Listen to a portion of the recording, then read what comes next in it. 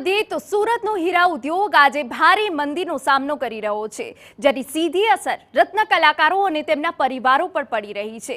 કામ ન મળતા બેકાર બનેલા કેટલાક રત્ન કલાકારો જીવન ટૂંકાવવાનો રસ્તો પણ અપનાવી રહ્યાના કિસ્સા સામે આવ્યા છે।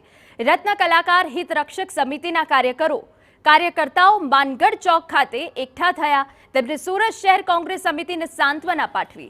મંદીના કપરા સમયમાં અમે તમારી સાથે છીએના પોસ્ટર અને બેનરો લઈ રત્ન કલાકારોને સહાનુભૂતિ પાઠવી।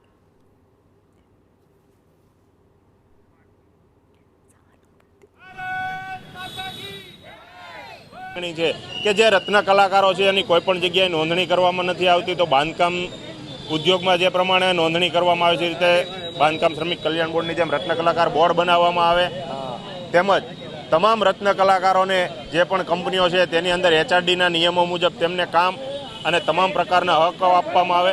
અને ખાસ માંગણી કે જો કોઈ પણ જગ્યાએ લઠ્ઠાકાંડ થાય કે કોઈ દારૂ પીને મરી જાય તો તેને જે પ્રમાણે CM ફંડની અંદરથી 4 લાખ રૂપિયાની સહાય આપવામાં આવે છે, તો આજે રત્ન કલાકારો આત્મહત્યા કરી રહ્યા છે તેનો પણ સર્વે કરવામાં આવે અને તેને પણ 4 લાખની સહાય આપવામાં આવે સરકાર તરફથી। એવી